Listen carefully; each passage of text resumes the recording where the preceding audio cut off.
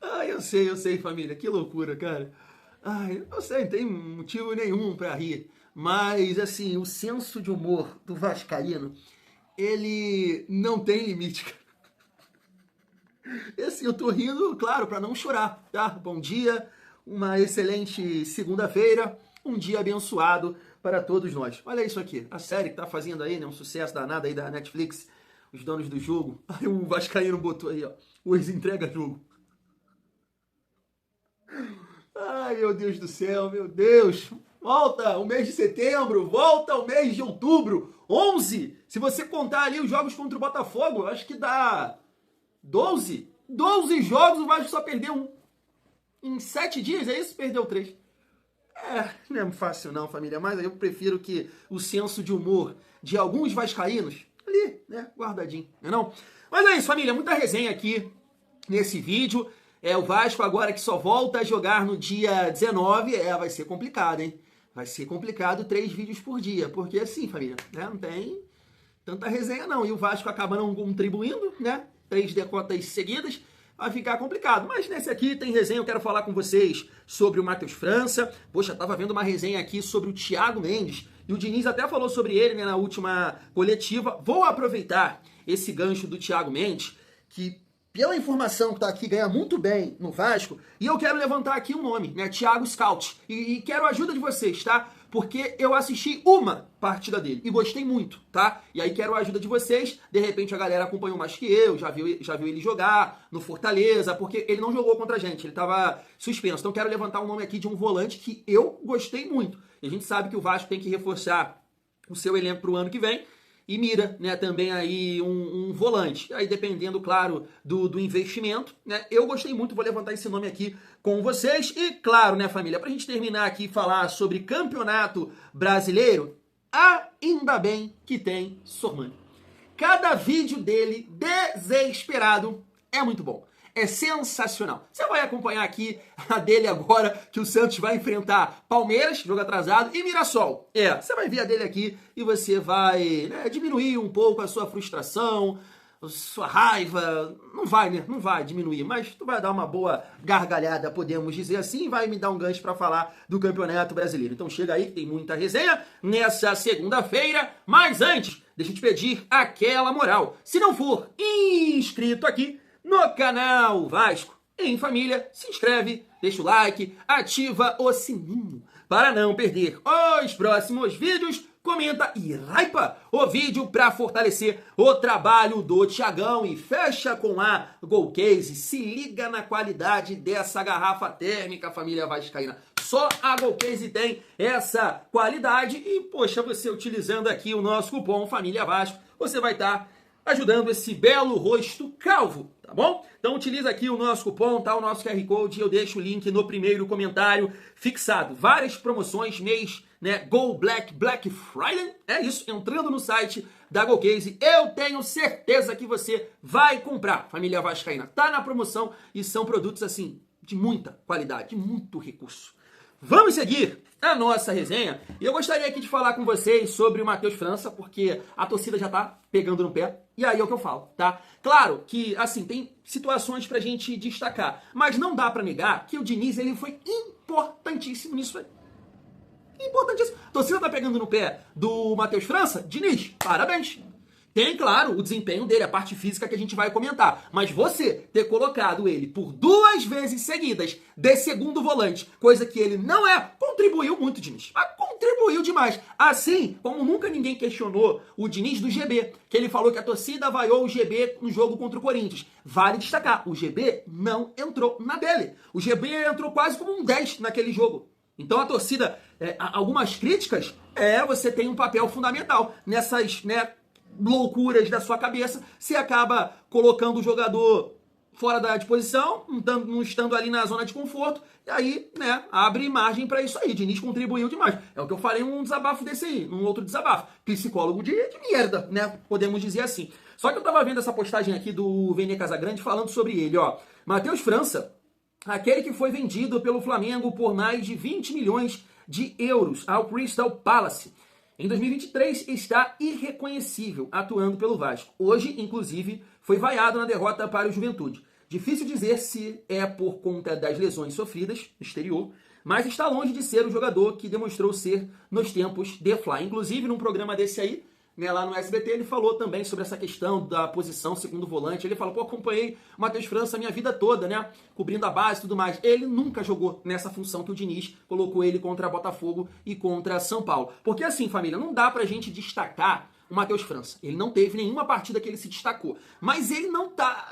Ele tava fazendo um pão com ovo ali, uma nota 5, uma nota 6. Contra o Fortaleza, eu acho que ele, né, entrou bem até. Não foi? Ele participou, acho que do segundo gol ali, numa arrancada, num passe. Contra o RB Bragantino também não foi mal. Mas essa questão física aqui do Matheus França tá chamando muito a atenção. Parece um coroa. Parece um coroa.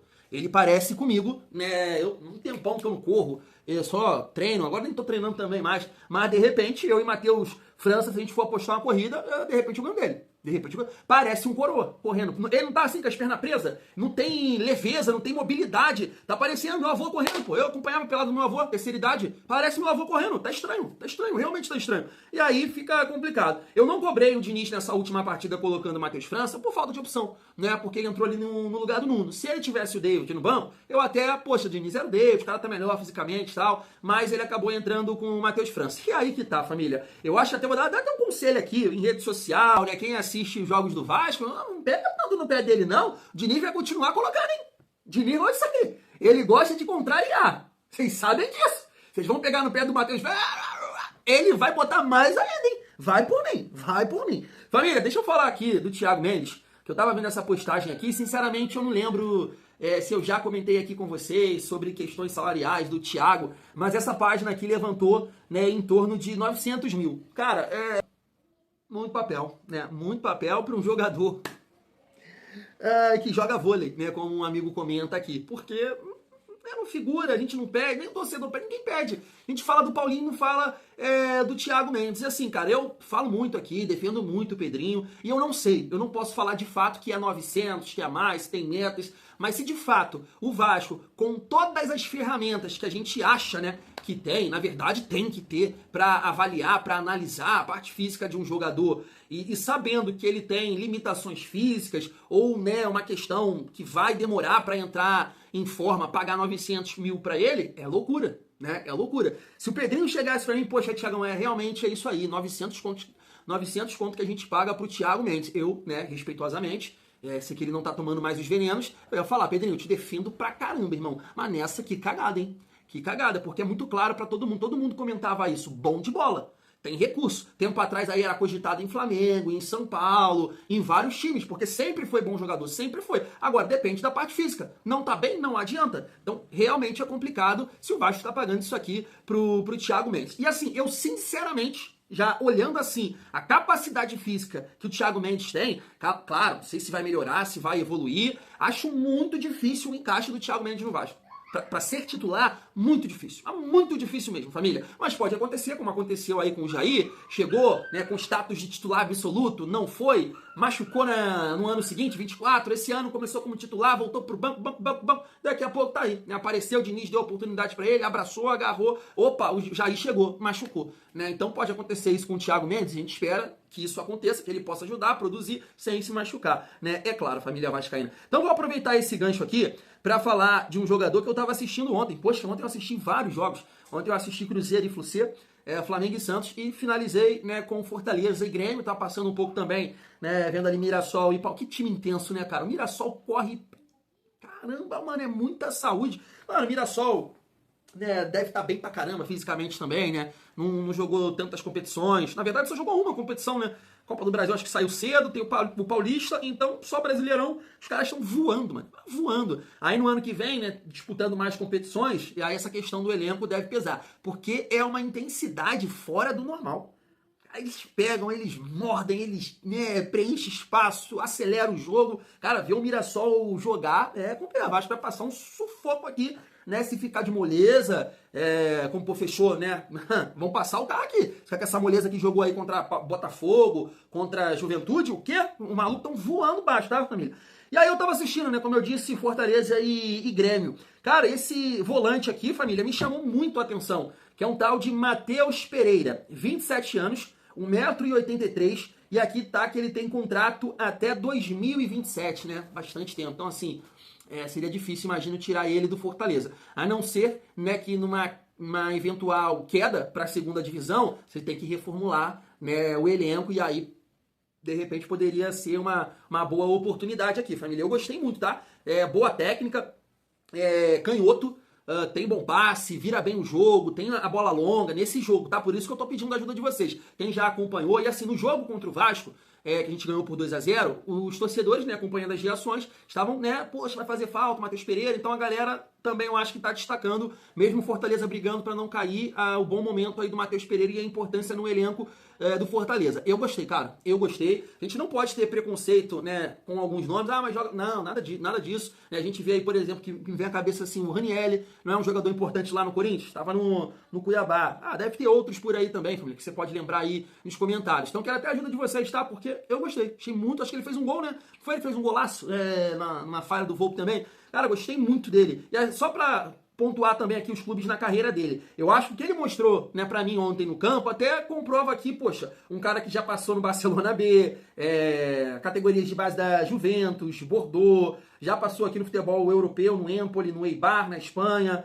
na França, até chegar, né, aí no Fortaleza. Eu gostei, pelo menos da partida que eu vi. Não dá pra falar do Arthur, né, poxa... Arthur, por que tu não é vascaíno? O Arthur joga demais, família. Nossa, que cabeça de área seria, hein? Barros e Arthur do Grêmio. Joga muita bola, muita coisa, muita bola. Eu gosto muito de ver o Arthur, cara, gira. Roubar a bola dele é muito difícil. Passe, qualidade, tranquilidade pra sair jogando, pra achar os companheiros. Joga muita bola. O Edenilson tomou o cartão, vai ficar fora contra o Vasco. Era pro Arthur ficar fora, pelo amor de Deus. E aí, família, pra gente finalizar aqui a nossa resenha, deixa eu passar aqui o Sormani e a gente finaliza o nosso vídeo. Se liga só. O Santos pode estar na 15ª colocação se ele ganhar do Palmeiras e se ele bater o Mirassol domingo na Vila. Tá? Se ele bater o Mirassol domingo na Vila, meu amigo, isso pode acontecer. Pode acontecer, por que não? Ganha do Palmeiras, ganha moral. E ganha do Mirassol, 2 jogos em casa. Sormani, mas não consigo ganhar do Vitória, nem do Fortaleza, vai ganhar do Palmeiras, do Mirassol. Gente, é a final de campeonato, nós temos que acreditar nisso. Nós temos que acreditar nisso. Entendeu? Nós temos que acreditar nisso. Então, se o Santos ganha do Palmeiras e do Mirassol, a classificação domingo que vem vai estar mostrando o Santos em 15º lugar com 39 pontos, o Internacional em 16º com 37 e o Vitória, o primeiro dentro da zona do rebaixamento com 35, desde que aconteçam os resultados que eu falei para vocês. E se acontecer, o Santos abre 4 pontos da zona do rebaixamento. Então nós temos que torcer, gente. Nós temos que torcer. Não podemos abandonar o Santos nesse momento. Não adianta dizer o seguinte, eu não vou assistir, não aguento mais, eu vou assistir isso, eu vou assistir aquilo, eu vou ver outro esporte, eu vou ver cinema, eu vou pro teatro, eu vou passear no parque. Gente, a gente torce pro Santos ou não torce? A gente é santista ou não é? É torcedor de Vitória só? Torcedor de Vitória não interessa, velho. Por isso que a torcida do Corinthians, a torcida a gente tira o chapéu. Porque os caras estão sempre juntos. Não abandonaram, o Corinthians ficou 23 anos sem ganhar um título. E nesse período, foi a torcida que mais cresceu no Brasil, juntamente com a do Flamengo. Então, nós não podemos abandonar o Santos. Não podemos. Temos que continuar acreditando que sim, é possível. É possível. Né, Sormani? E pensar que na derrota pro Vasco no primeiro turno, você também foi um, né, que ficou, time horroroso, é isso, é aquilo. Depois lá na placar, eu aposto R$1 com o Vascaíno, que o Santos vai terminar na frente. Vai não. É assim, é tarefa complicada, tá? Meu Deus do céu, Palmeiras e Mirassol, sei não, hein? Não sei não. Mas família, só destacando aqui os resultados, né, que eu não falei com vocês, que eu não comentei, né, no nosso último vídeo de ontem. Fortaleza 2, Grêmio também 2, nosso próximo adversário. Assim, cara, assisti o Grêmio jogar ontem. Tem ali alguns jogadores pra acelerar o jogo. Eu não sei se eles vão jogar assim contra a gente, tá? Com o Arthur e com o Cuejá. Meio campo de recurso, de qualidade, porque o Cuejá sabe jogar, o Arthur também nem se fala, acabei de falar aqui. Mas é um meio campo lento, é mais lento. Por exemplo, não deve jogar o Edenilson, aí deve jogar o Cristal, que até tem mais mobilidade, mas essa cabeça de área com Arthur e Cuejá não tem tanta pegada não, cara. Não tem tanta pegada não, na moral. É o nosso próximo adversário no dia 19, né? E o Mirassol que ganhou, ganhou 2-1 aqui do Palmeiras. A classificação do campeonato ficou assim, o Vasco caiu para a 10ª colocação, lembrando que o Galo, que ultrapassou aqui o Vasco, pode até ganhar aqui, né, a 8ª colocação do São Paulo, porque vai jogar, vou mostrar aqui para vocês, ó, vai jogar no dia 12, né, contra o Fortaleza. Jogo importante também para o Fortaleza, né, porque o Fortaleza, cara, não sei porque esse celular aqui corta, família. As paradas que eu boto aqui, mano, interessante, cara. Fortaleza tá quantos pontos, família? Tem que ver aqui rapidinho, cara. Caraca, mano. Pô, parece até uma coisa, família. Deixa eu ver aqui rapidinho. Fortaleza tá com 30. Se ganhar do Galo, nem empata com o Santos, não ultrapassa, não. Pois é, então o Vasco, né, infelizmente, perdeu 3 jogos. E aí eu tava vendo até essa postagem aqui. E o Garoni, né, ele comentou sobre isso, né, essa questão até cultural, podemos dizer assim, no Vasco. Ó. Em 2024, o Vasco chegou aos 43 pontos, faltando 7 rodadas para acabar o Brasileirão. A distância para a Libertadores era muito pequena.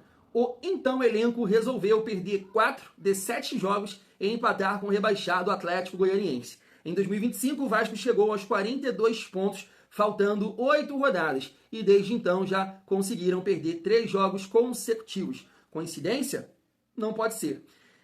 E só voltaram a vencer depois que matematicamente não tínhamos mais riscos de rebaixamento. Isso não pode acontecer não, né? A gente tem que pontuar aí, Grêmio, Bahia, não dá pra ficar sem pontuar nessa reta final não. Mas o Garoni tocou nesse ponto, né, cara? Que o Vasco no ano passado também perdeu aquele instinto, podemos dizer, aquele cenário, né, de urgência, de competir, de sair da situação.